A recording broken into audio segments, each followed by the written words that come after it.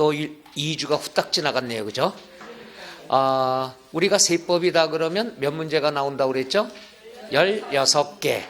그리고 시간수가 하루에 4시간씩 4주니까 16시간입니다. 그러니까 16시간 배워서 16문제 맞추는 거예요. 가성비 이만한 게 없습니다. 노노노 공부하신다면. 그래서 오늘도 마찬가지로 지난주도 조세총론 취득세 4문제짜리 했고요.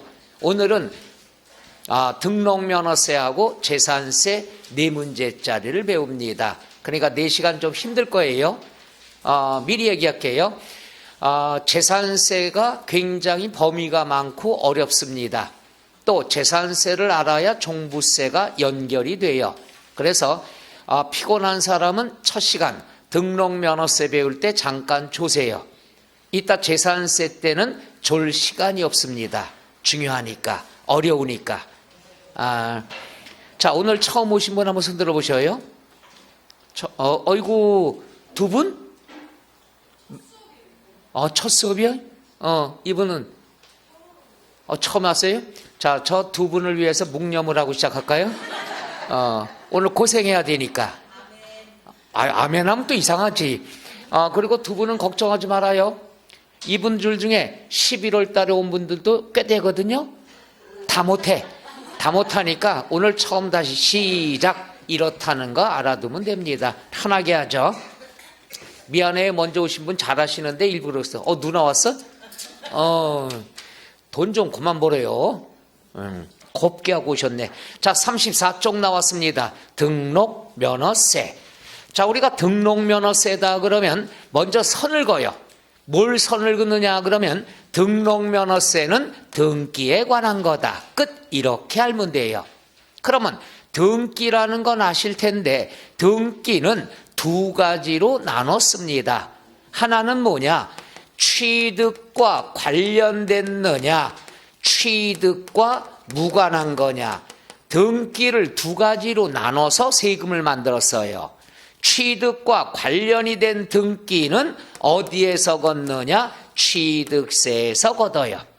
그러니까 취득과 관련된 등기다. 취득세에서 걷어. 그럼 취득과 관련이 없다. 그러면 등록면허세라는 걸 걷습니다.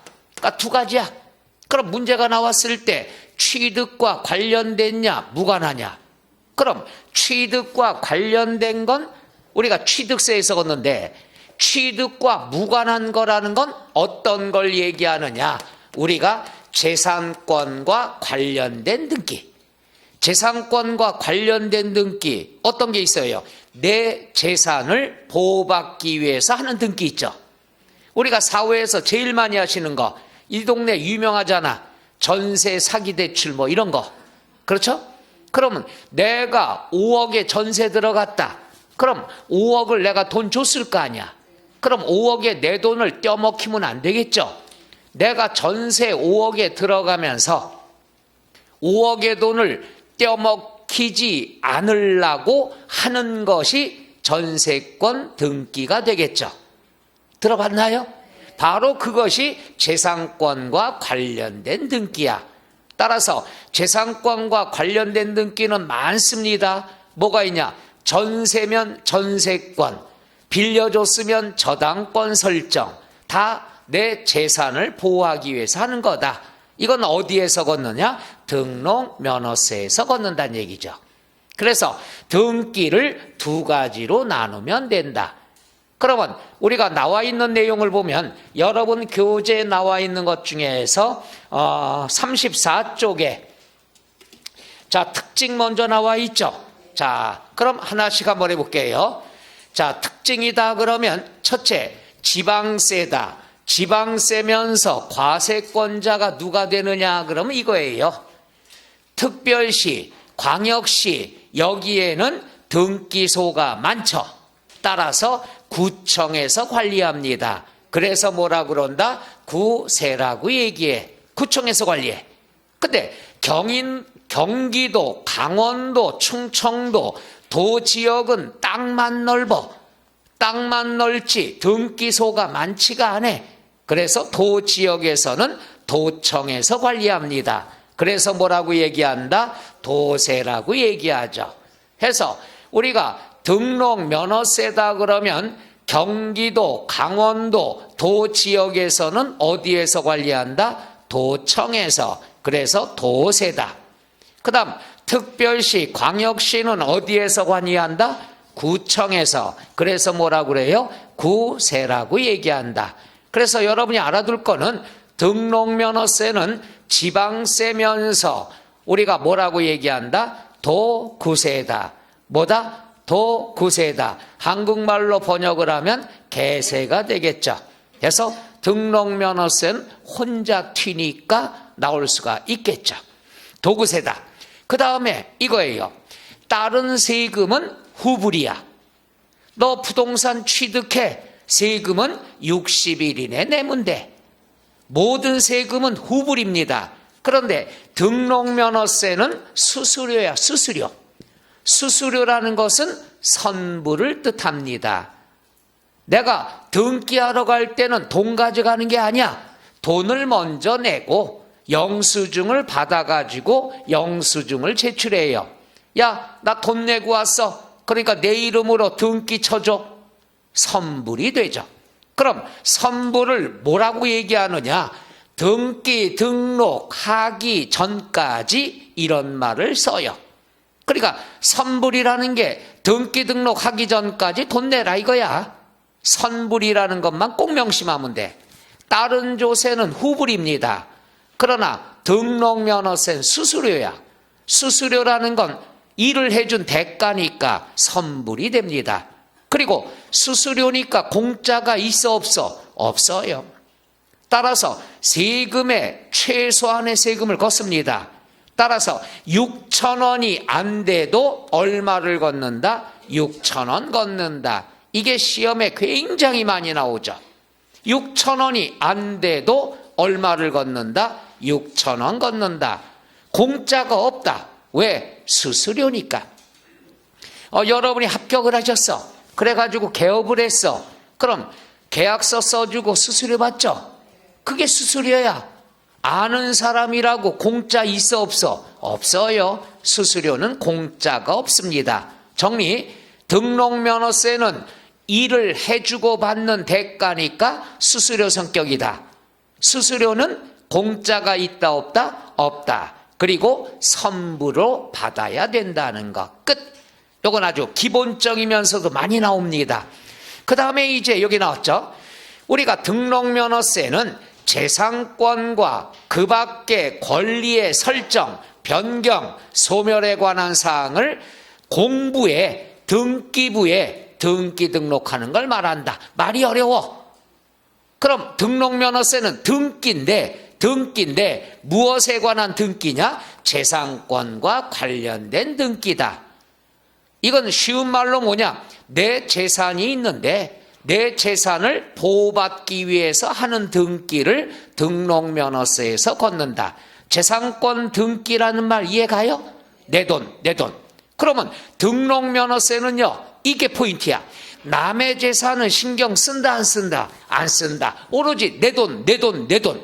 첫째 시간에 등록면허세는 남의 재산은 신경 쓰지 마. 내 돈. 좀 더 쉽게 표현하면 자꾸 쉽게 표현한다는데 내가 돈을 1억을 줬어. 돈 준 사람이 하는 것이 등록면허세예요. 왜? 내 돈 준 거 보호받으려고. 돈 받은 사람은 등록면허세 안 해요. 주는 사람이 내 돈 보호받으려고. 이렇게 접근해야 되게 쉽습니다. 외우지 마라. 등록면허세 누가 하는 거냐? 돈 준 사람이. 내 돈 보호받으려고. 이걸 어려운 말로 재산권 설정이다. 이렇게 얘기하는 거죠. 끝. 자, 그 다음 나와 있는 걸 보니까 바로 이게 어려운 겁니다. 사실 뜻은 간단한데 보죠. 우리가 취득세가 과세되는 취득을 원인으로 하는 등기는 제외한다. 이 말은 뭐냐? 취득과 관련된 건 여기에서 제외돼. 어디에서 거두니까? 취득세. 그러나 다음 어느 하나는 포함한다. 이 말은 뭐냐? 이거예요. 등기가 둘로 나누는데 등록면허세는 공짜가 있다 없다? 그러나 취득세는 면세점 제도가 있어요. 취득가액 50만 원짜리는 무조건 취득세가 어떻게 된다? 면제가 돼. 예를 들어서 하나 얘기할게요. 내가 차를 샀는데 50만 원짜리 차량을 샀어요. 그럼 50만 원까지는 취득세 내 안 내? 안 내는 거야. 그럼 50만 원짜리 자동차를 사면 취득세가 면제가 돼. 근데 자동차는 내 이름으로 등록은 해야 될 거 아니야. 이건 어디에서 걷는다? 등록면허세에서 걷는다. 그러니까 취득과 관련된 건 취득세에서 해야 되는데 취득세가 면제가 되면은 등기 등록은 어디서 걷는다? 등록면허세. 그러니까 여기에서 못 걷으면 여기서라도 걷겠다는 얘기야. 무서운 말이죠. 따라서 네 가지 취득에 관한 것은 취득세가 다 면제가 되는 거야. 그럼 취득세가 면제가 되지만 등기 등록은 해야 되겠죠? 그럼 어디에서 걷어야 된다? 등록면허세. 과거 시험에 한 번 출제됐습니다. 자, 어떤 취득인가 볼게요. 자, 리을부터. 취득세 면세점에 해당하는 물건을 샀다. 금방 배웠죠? 취득가액 50만 원까지는 취득세가 면제가 돼. 이게 면세점이야. 궁금한 사람은 오늘 이따 강의 끝나고 대리점 들러요. 차를 구경하러 왔어요. 50만 원짜리 있어요. 욕 뒤지게 먹어요. 그럼 욕 먹어야 기억이 오래 가는 거야. 50만 원까지 취득세 면제가 돼. 그렇지만 내 이름으로 자동차 등록은 해야 될 거 아니야. 그럴 땐 어떤 세금을 내야 된다? 등록면허세. 또 하나, 디귿. 취득세 부과 제척기간이 경과가 됐다. 제척기간이 안 배운 사람 몰라도 돼. 유효기간이야, 유효기간. 유효기간이라고 쓰면 곤란하지. 그냥 이해가기 쉽게 유효기간이라고 그런 거지. 유통기한. 음식으로 따져보면 유통기한이 경과가 됐다. 제척기간이 경과가 됐다 이거야. 그럼 기간이 뭔 말인지 몰라도 유통기간이 경과 끝났으면 먹을 수 있어 없어? 취득세 내요 안 내요? 안 내는 거예요. 이게 바로 취득세 부과할 수 있는 제척기간이 끝났다. 기간이 끝난 거야. 기간이 끝났으면 세금 못 걷어. 그럼 취득세는 못 걷지만 등기 등록은 해야 돼. 어디에서 걷는다? 등록면허세. 아주 간단해. 지문에 힌트가 나와. 여기 보니까 외국인 소유. 외국인 소유니까 내가 취득세 낼 필요 있어 없어? 없어요. 취득세 안 내. 근데 등기 등록은 해야 돼. 내가 사용하니까. 어디서 걷는다? 등록면허세. 그 다음에 요거 광어권, 어권, 양식어권 취득. 보세요. 광어권은 광산이야. 갑이라는 사람이 등산을 가다가 광산을 찾아냈어. 광산을 찾아냈으면 어떻게 될까? 내가 찾았으니까 나만 권리 주세요. 요걸 뭐라 그러죠? 광어권 출원이라는 용어를 쓰죠. 근데 우리가 광산, 우리나라는 자원이 부족한 나라야. 그리고 광산 하나 찾으려고 그러면 시간이 많이 걸려. 왜? 일일이 땅 뚫어봐야 되니까. 비용도 많이 들어가. 그래서 찾아냈어. 찾아냈으면은 너 고생했구나. 고생했으니까 취득세는 내지 말아라. 면제를 해줍니다. 그러면 광어권을 취득했으면 취득세가 면제가 됐는데 내 이름으로 권리 등록은 해야 될 거 아니야. 등기 등록해야 될 거 아니야. 요건 어디서 걷는다? 등록면허세가 되겠죠. 그래서 네 가지는 다 뭐냐? 취득에 관한 거야. 취득에 관한 거는 취득세에서 걷어야 되는데 취득세가 면제가 됐단 말이야. 취득세가 면제가 됐으니까 등기 등록하려면 어디에서 걷어야 된다? 등록면허세. 요게 과거의 기출문제인데 간단해. 힌트가 나와. 광어권 취득. 고생했구나. 광산 개발하느라. 따라서 취득세 면제. 그 다음 외국인 소유. 네 거 아니니까 취득세 내지 마. 그 다음에 뭡니까? 이거죠. 제척기간이 경과가 됐다는 건 유통기한이 끝났어. 취득세 낼 필요 없어요. 그 다음 마지막은 뭐가 있어요? 50만 원까지는 취득세가 면제가 돼. 그럼 네 가지가 다 취득에 관한 게 면제가 된 거야. 근데 등기 등록은 해야 돼. 어디서 걷는다? 등록면허세. 끝. 그런데 얘가 시험에 나오면 좋은 게 뭐냐? 항상 네 가지뿐이 없으면, 이거 네 가지뿐이 없으면 답 찾는 건 무지 쉬워요. 지금부터 문제 만들게요. 자, 문제 들어갑니다. 1, 2, 3, 4, 5. 답이 몇 번? 그래. 문제가 뭐야? 거봐, 문제가 몰라도 답 찾기 쉽다는 얘기지. 제 말 얘기해? 좀 우스갯소리 같지만은 세법은 이런 식으로 접근해도 되는 거예요. 그래서 4개짜리가 나오는 것은 시험에 출제자들이 출제하기도 쉬워. 요거 4개 집어넣고 5번째 뭐 이렇게 나오겠죠. 부동산 100만 원 취득 이렇게 나오죠. 취득하면 취득세에서 내는 거니까. 말 이해가요? 이런 식으로 나올 수밖에 없다. 끝. 그 다음에 2번 납세 의무자가 나오는데, 납세 의무자다 그러면 다른 거 없어. 돈 준 사람. 내 돈. 이것만 알면 돼. 등록면허세가 재산권 설정이다. 재산권 설정은 쉬운 뜻이야. 내 돈 보호받으려고. 그럼 납세 의무자는 뭐야? 돈 준 사람이 납세 의무자야. 내 돈 지키려고. 간단합니다. 그럼 뭐죠? 등기 등록을 하는 자. 당연하죠. 내가 등기를 하면 내가 세금 내야죠. 남의 재산을 신경 쓸 필요 있다 없다? 없는 거예요. 그렇게 접근하면 돼. 그럼 볼까요? 첫째, 저당권. 저당권 들어봤죠? 저당권은 이거죠. 갑이라는 사람이 건물이 있어요. 10억짜리. 은행한테 대출을 받으려고 그래요. 야, 은행아, 돈 좀 빌려줘. 알았어. 7억을 빌려줬어. 그러면 여기서 돈 준 사람이 갑이야, 은행이야? 그렇지. 그럼 누가 납세 의무자야? 은행이 하는 거야. 얼마 빌려줬어? 그럼 얼마 내 돈 나갔어?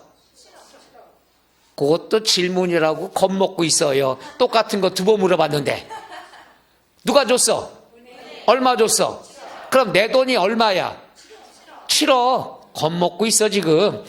7억에 내 돈을 보호받기 위해서 하는 게 저당권이 되죠. 그럼 누가 할 수 있다고 그랬어? 저당권자. 저당권자가 누구야? 은행. 다른 말로 채권자라고도 얘기하죠. 채권자 뜻이 뭐야? 내 돈 7억. 그 다음에 우리가 지역권이 있는데, 다른 과목에서는 요역지, 승역지가 있습니다만은 세법에서는 남의 땅은 필요가 없다고 했잖아. 승역지가 뭐야? 승낙받아 쓰는 남의 땅이야. 등록면허세는 재산권, 내 것만 계산하면 되는 거예요. 따라서 승역지는 인정한다 안 한다? 안 한다. 따라서 누가 해야 된다? 요역지 소유자. 그 다음에 이거 상식. 시험에도 자주 나옵니다. 전세권. 갑이라는 사람 건물 또는 아파트가 있어. 병이라는 사람이 전세 5억에 세입자가 됐어. 그러면 돈 준 사람이 갑이야, 병이야? 또 질문할지 몰랐어. 지금 겁먹었어. 세법은 쉬운 거야. 이건 전세 얻는 거 해봤잖아. 그러면 돈 준 사람이 누구야? 병이야. 얼마 줬어? 그럼 내 돈이 얼마야? 5억 보호받으려고 하는 걸 전세권 설정. 누가 해야 된다? 병이, 전세권자가 한다. 전세권자 이해가요? 그 다음에 채권자, 저당권자 이해갑니까? 그 다음에 뭐가 있느냐? 지상권. 지상권이다 그러면 땅이 내 땅이 아니야. 여기에 내 건물을 지었어. 건물은 내가 권리가 있어. 내 거야, 내 거. 그러면 남의 땅은 내가 신경 쓸 필요 있다 없다? 없다. 그럼 내 건축물, 땅 위의 권리, 요걸 뭐라고 그러죠? 지상권. 요거 설정은 누가 합니까? 지상권자가 한다는 얘기죠. 그 다음에 뭐가 있느냐? 말소 등기. 말소의 단어의 뜻이 뭐야? 말소. 그냥 편하게 뭘 없애긴 지우는 거. 맞소? 지우는 거. 그럼 지우는 것은 내 물건에서 내가 지우는 거죠. 여기 보세요. 갑이라는 사람 건물인데 은행에서 7억을 빌렸어. 그럼 은행이 저당권 설정하겠죠. 3년이 지나서 빚을 갚았어. 빚을 갚았으면 이제 자기 건물에 저당권 설정돼 있는 걸 지워야 되겠죠. 자기 거니까 내가 지워야 돼. 그럼 여기서 갑이 지워요? 은행이 지워요? 은행이 지워줘? 참 세상 편하게 살아요. 은행은 거기까지 신경 안 써. 저당권 설정할 때만 하는 거지 지우든지 말든지 네 거니까 네가 알아서 하는 거야. 여러분 참 편하게 사는 것 같아요. 그죠? 그래서 집이 넘어갔나? 그래서 우리가 내 건물이니까 말소등기 지우는 건 누가 하는 거야? 소유자가 하는 거야. 내 거니까. 아까 얘기했잖아. 등록면허세는 내 거, 내 돈 이것만 알면 돼. 그럼 비교해 볼게요. 빌려준 사람은 저당권만 설정하는 거야. 끝나면 얘는 나 몰라라야 받을 거 받았으니까. 그러니까 누가 말소를 해야 된다? 소유자, 채무자가 된다. 내 건물이니까. 이해 가실래나? 이렇게 접근하면 너무너무 쉬운 거예요. 그 다음에 채권자, 대위자다. 채권자, 대위라는 건 대신한다는 뜻이거든. 그럼 채권자, 대위자라는 말은 대위 등기라고 생각하면 돼요. 대위 등기가 뭐냐? 대신 등기를 신청한 사람이야. 그럼 누가 신청하냐? 아쉬운 사람이. 그럼 아쉬운 사람이 누구냐? 한번 볼게요. 지겹도록 들어갑니다. 오늘 이거. 갑이 건물 하나 갖고 있어. 얼마짜리? 이건 왜 외우는데? 시험에도 안 나오는데. 확 50억으로 바꿀까? 10억짜리 갖고 있는데 은행에서 대출을 받았어. 은행에서 얼마 빌려줬어? 참 잘 외우고 있어요. 미치겠어. 그럼 은행이 뭘 해야 된다? 저당권 설정을 할 수 있겠죠. 내 돈이니까. 얼마에 대해서? 어이구 이제 사람 돼가네. 7억에 대해서. 하려고 보니까 건물이 미등기 건물이야. 등기가 돼 있어야 저당권 설정 들어가는 거야. 등기가 안 됐으면 저당권 설정이 안 돼. 그럼 누가 답답해? 갑이 답답해? 은행이 답답해? 그럼 은행이 대신 등기를 신청한다 이거야. 대위 등기는 누가 하는 거야? 빌려준 사람. 돈 때문에.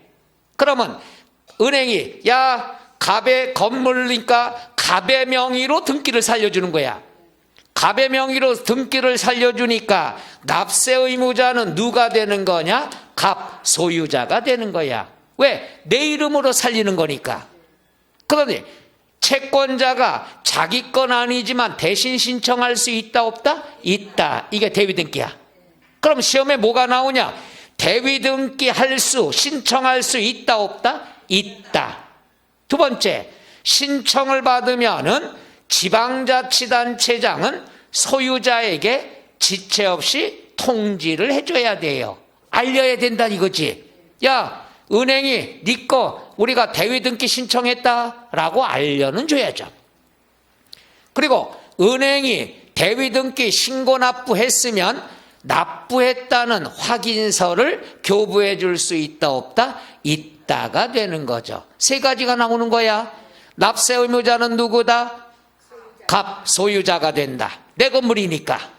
그 다음에 대위등기 신청할 수 있다 없다? 있다. 그럼 확인서 받을 수 있다 없다? 있다. 그리고 지체 없이 소유자한테 알려줘야 되겠죠. 주인이니까 알고 있어야 되겠죠. 이게 시험 문제입니다. 해서 대위등기면은 납세 의무자는 누가 된다? 부동산 소유자가 된다. 내 거니까.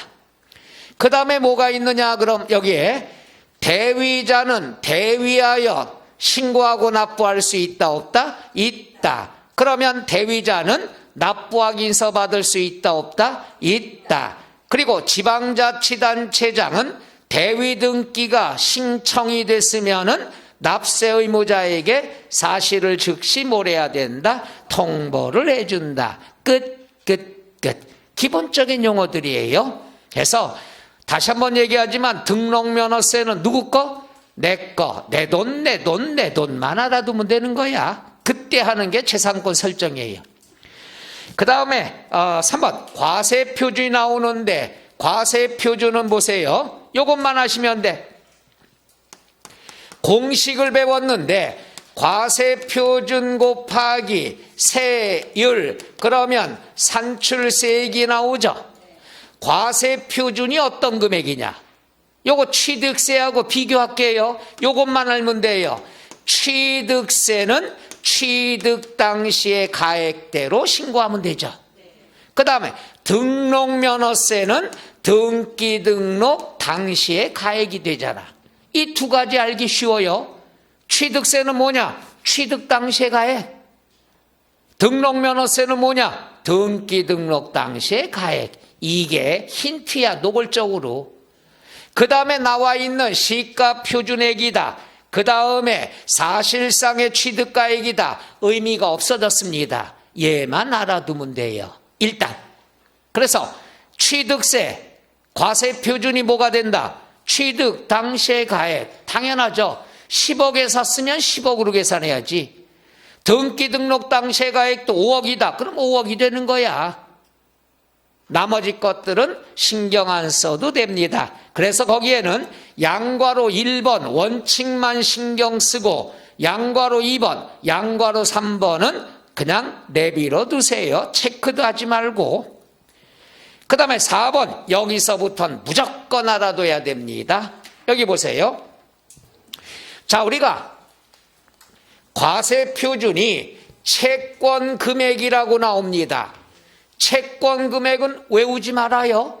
채권 금액의 뜻이 뭐죠? 코바, 저는요 오늘 질문 계속 들어가는 것도 어린이집 수준의 문제야. 이건 세법하고 아니야, 공부가 아니야, 상식적인 거죠. 채권 금액이라는 단어 뜻이 뭐야? 그걸 알아야 돼. 모르면 외워야 돼. 어느새 외울래. 채권 금액이라는 건 받을 돈이 있단 얘기야. 쉽게 얘기해서 받을 돈이 채권 금액이야. 다시 물어볼게요. 채권 금액이 뭐예요? 그래, 받을 돈이야. 그러면 공식이 나오잖아. 여기 보세요.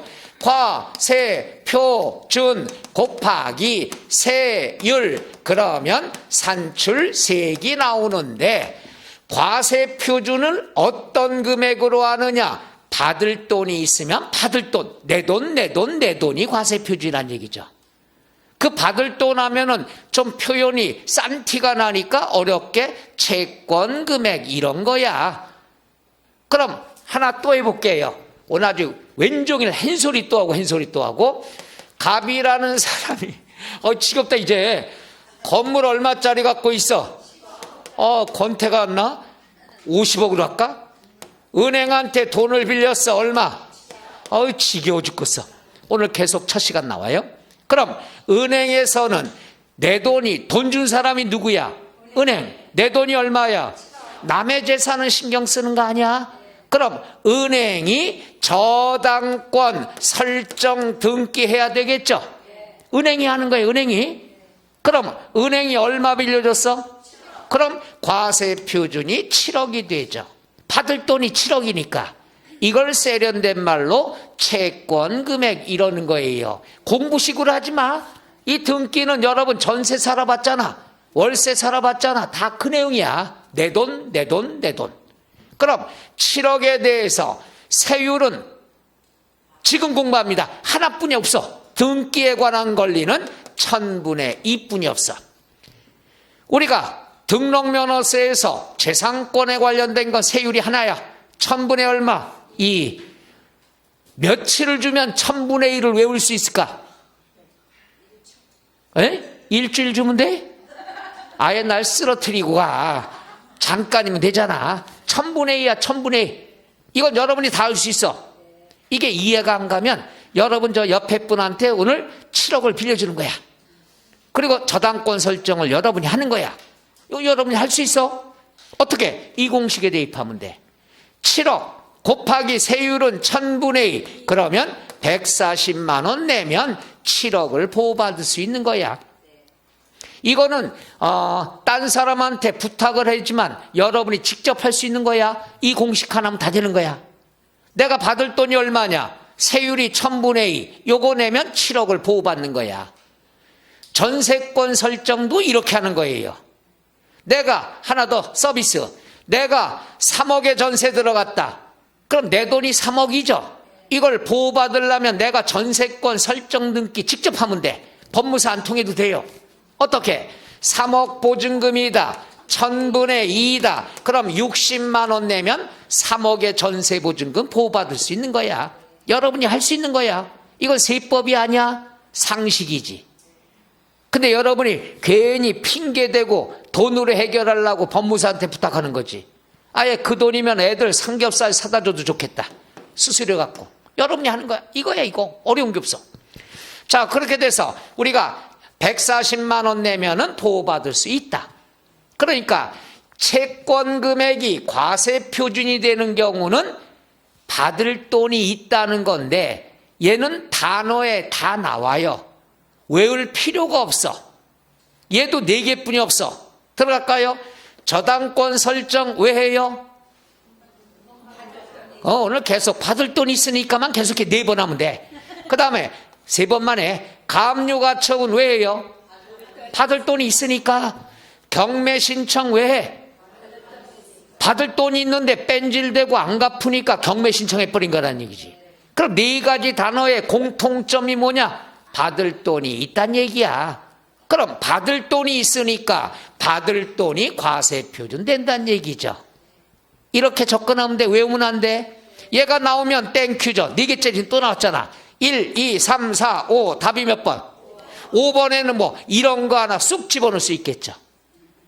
그러니까 다 찾는 거 단어를 보면은 이해만 하면 되는 거야. 단어의 뜻만. 그 다음에 시험의 단골 메뉴 괄호 안에 우리가 채권 금액이라는 것, 받을 돈이라는 건 일정할 수밖에 없죠. 7억을 빌려줬어. 그럼 받을 돈이 7억이야. 채권 금액은 일정하잖아. 근데 시험에 꼭 이게 단골 메뉴야. 일정한 채권 금액이 없대. 일정한 채권 금액이 없다는 것은 뭐냐 하면은 여러분은 경험이 별로 없지만 이렇게 이해하면 되려나? 사채업자. 사채업자는 뭐냐? 1억을 빌려주면 1억의 채권 금액에 대해서 저당권 설정하는 게 아니에요. 1억을 3개월 빌려줬다. 그럼 원금 1억에다가 3개월 동안에 받을 목표가 된 이자가 있죠. 포함해서 1억 5천이다, 2억이다. 이걸 채권 금액으로 정합니다. 그래서 일정한 채권 금액이 없으면은 목적이 된 금액을 채권 금액으로 한다. 여기서 목적이 된 금액이라는 거 이해가요? 내가 저 사람한테 받을 돈을 목적이라고 얘기하는 거죠. 해서 일정한 채권 금액이 없으면은 목적이 된 금액을 채권 금액으로 한다.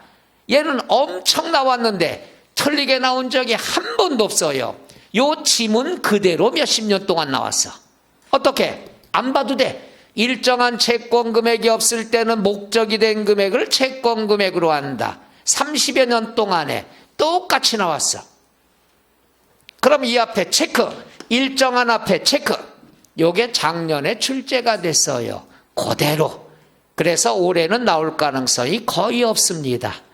근데 왜 하냐? 여러분 형광펜 쓰게 하려고.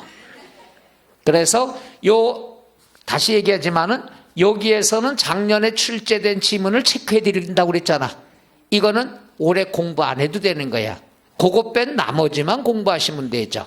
얘들은 나올 수 있죠. 얘들은 나올 수 있지만 요 지문은 안 나온다는 얘기죠. 그 다음에 뭐가 있느냐? 건수. 건수가 아니라 건수입니다. 건수라는 건 한 건, 두 건, 세 건 수량을 얘기합니다. 한 건, 두 건, 세 건. 그래서 건수라고 얘기하는 거야. 건수가 아니에요. 건수, 수량을 얘기하죠. 그럼 얘는 뭐냐? 추가 등기, 두 번째 등기할 때 내는 거예요. 그리고 공부합니다.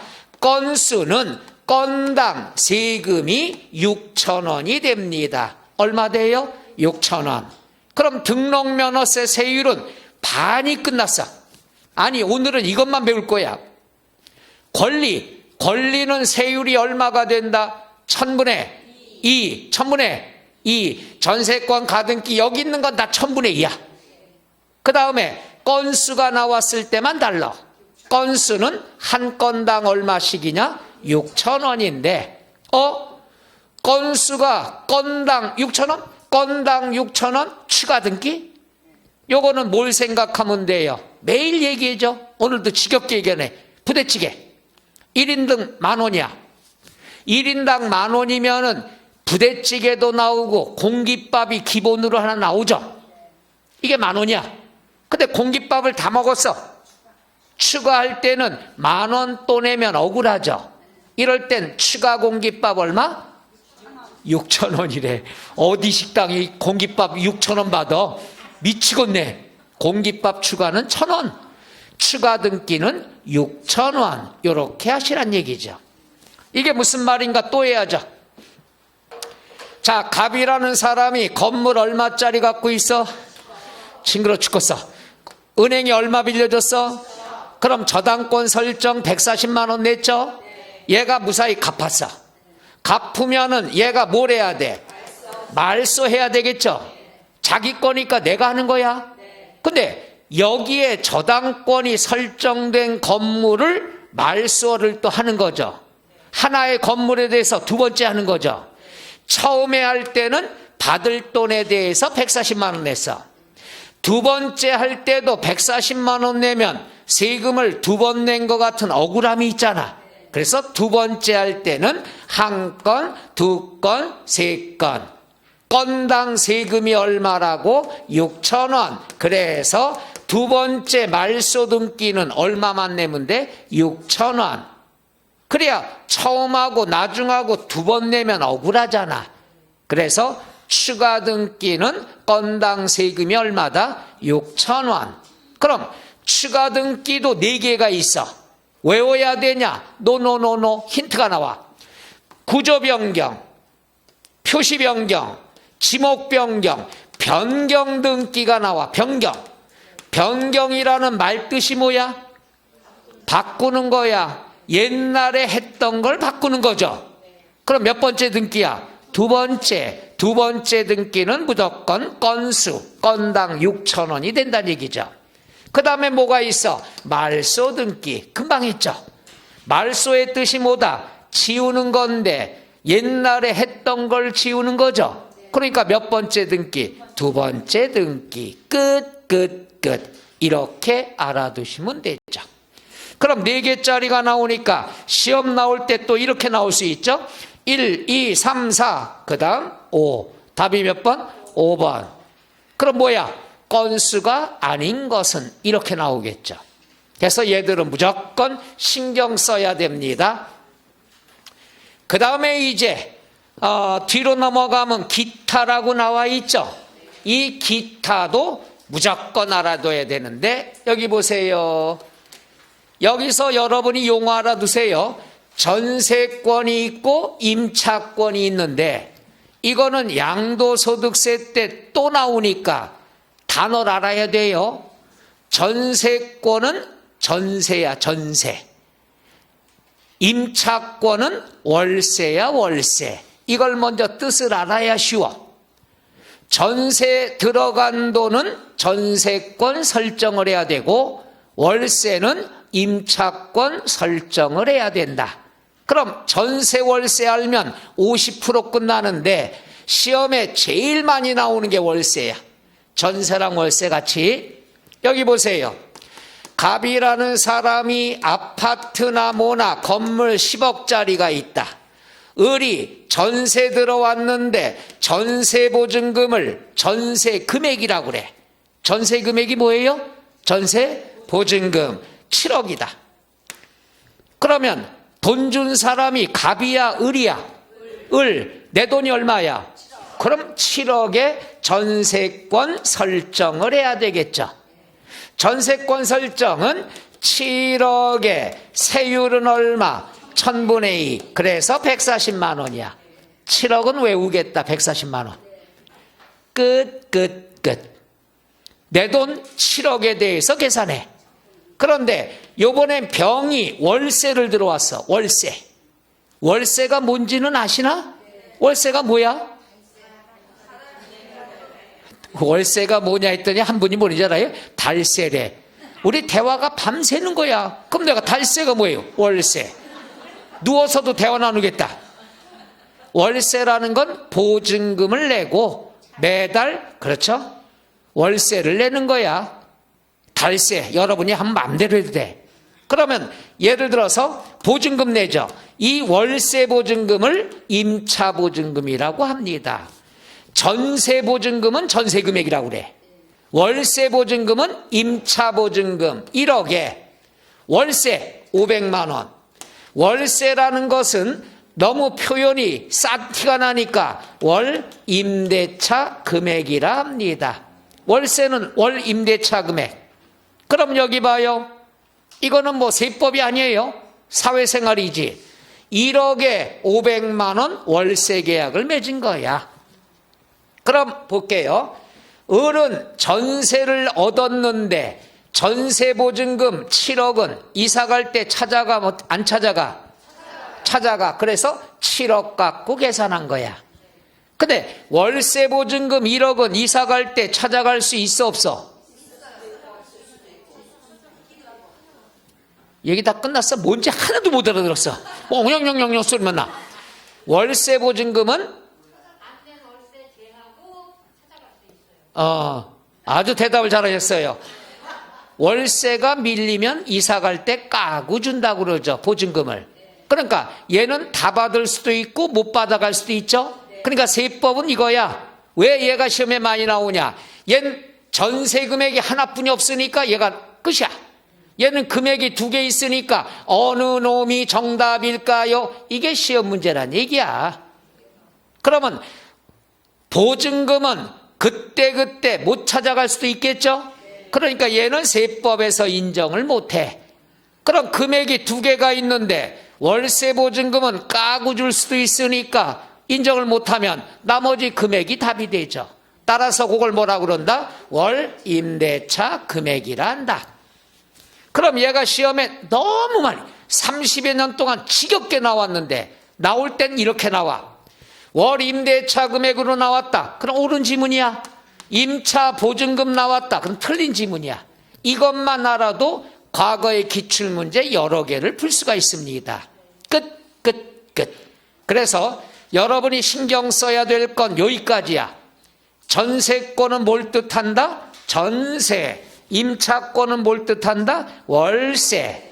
전세는 전세금액 하나뿐이 없으니까 인정하고, 월세는 보증금은 인정한다 안 한다? 안 한다. 월 임대차 금액. 이렇게 금액이 2개가 나오는 것이 시험의 단골 메뉴란 얘기야. 하나 나오는 건 틀릴 리가 없잖아. 월세 이해 가요? 월세는 보증금 걸고 매달 내는 거야. 보증금은 인정할 수 있다 없다? 없다. 보증금을 만약에 세법에서 보호해 줘봐. 월세 내는 사람 있어? 야, 월세 밀려도 보증금은 다 보호해 준대. 내는 사람 없다는 얘기죠. 그렇게 이해하시면 되고요. 지역권은 내 땅 뭐가 됩니까? 요역지가액. 그 다음 지상권, 부동산가액. 그 다음 가등기는 부동산가액이 될 수도 있고 뭐가 된다? 그렇죠. 우리가 채권금액이 될 수도 있다. 끝. 제일 중요한 겁니다. 등록면허세에서 과세표준이 제일 중요한 거라는 것 알아두시면 되겠죠. 그 다음에 4번에 표준세율이 나왔는데 표준세율 중에서는 뭐만 신경 쓰시면 되느냐 하면은 여기 보세요. 잘 보세요. 자, 우리가 지방세, 취득세, 등록면허세, 재산세는 지방세입니다. 지방세에서 사용하는 세율의 이름을 뭐라 그런다? 표준세율. 이거는 벌써 3번째 앞으로 배웁니다. 취득세 때도 표준세율, 등록면허세도 표준세율, 이따가 재산세도 뭐가 나와? 표준세율. 그러니까 표준 세율은 의미가 없어. 그냥 명칭이야, 명칭. 무슨 명칭이냐? 지방세에서 적용하는 세율의 이름을 뭐라 그런다? 표준 세율. 표준 세율이 있으면 탄력 세율이 따라다닙니다. 취득세하고 똑같이 설명하는 거야. 탄력 세율은 뭐냐? 표준 세율의 100분의 50 범위 내에서 플러스 마이너스 가감할 수 있다 없다? 있다. 있다가 재산세 때 똑같이 설명할 거야. 해서 지방세 세율의 이름을 뭐라 그런다? 표준 세율. 표준 세율엔 뭐가 따라다닌다? 탄력 세율. 탄력 세율의 뜻이 뭡니까? 표준 세율의 100분의 50 범위 내에서 가감 조정할 수 있다. 그 다음에 세율이 나오는데 오늘은 얘만 할 뭐예요? 권리 설정. 권리는 세율이 얼마다? 1000분의 2. 건수는 건당 얼마가 된다? 6,000원. 끝. 오늘 세율은 두 가지만 공부합니다. 권리는 얼마가 된다? 1000분의 2. 그 다음에 건수는 건당 얼마가 된다? 그 다음에 5번 중과세율 보세요. 중과세율은 요겁니다. 요거에 다른 거 없어. 여기가 뭐냐? 대도시야. 대도시는 사람이 많아서 숨쉬기 힘든 지역이죠. 그럼 대도시가 사람이 많은데 여기에다 법인을 설립했대. 법인을 설립하면 회사를 만들었죠. 그러면 종업원들도 이사 오겠죠. 협력회사도 들어오겠죠. 가까운 데 있으려고. 그럼 대도시에 법인을 설립하면 사람들이 많이 몰려들어와. 야, 지금도 대도시인데 왜 회사를 설립해서 사람이 많아서 숨쉬기 힘들어? 들어오지 마. 들어오면 중과세 할 거야. 오케이? 그 다음에 또 뭐냐? 본점이 대도시 바깥에 있다가 대도시 안으로 전입 들어왔어. 그럼 대도시 바깥에서 대도시 안으로 회사가 들어오면 설립한 거나 똑같죠. 없던 게 생겼으니까 사람이 많아지겠죠. 이럴 두 가지 경우에는 들어오지 마. 중과세 할래. 그럼 몇 배 중과세 하느냐? 그러면 지역이 어디야? 대도시. 그럼 3배 중과세. 몇 배 중과세? 3배. 대도시니까. 그래서 지역에서 3배 중과세 한다는 것 알아두면 되겠죠. 그런데 중과세에서 제외되는 업종이 있는데 굉장히 많아요. 이 중에서 5개 정도만 알면 되는데 내용이 뭐냐? 서민들이 필요하는 업종. 서민들이 이용하는 업종은 멀리 있으면 서민들이 이용하기 불편하죠. 따라서 이런 업종들은 중과세하지 않습니다. 제일 먼저 은행. 가까운 데 있어야 되겠죠. 근데 이것도 이제 오래 지나면은 몇 년 지나면 또 바꿔지겠죠. 뭐 핸드폰으로 다 할 수 있으니까 어르신들만 그런 거죠. 은행은 대도시에 새로 생겨도 서민들이 이용하기 좋으니까 중과세 안 해. 그 다음에 농수산물 도매시장. 그래서 가까운데 노량진 수산시장이 있고 가락시장이 있고 이런 거죠. 그 다음에 여객 운송업. 서민들이 가까운 데 있어야 되겠죠. 그래서 요 시내 안에도 보면은 택시 회사가 도심지 안에도 있는 데가 있어요. 서민들이 이용하기 편하라고.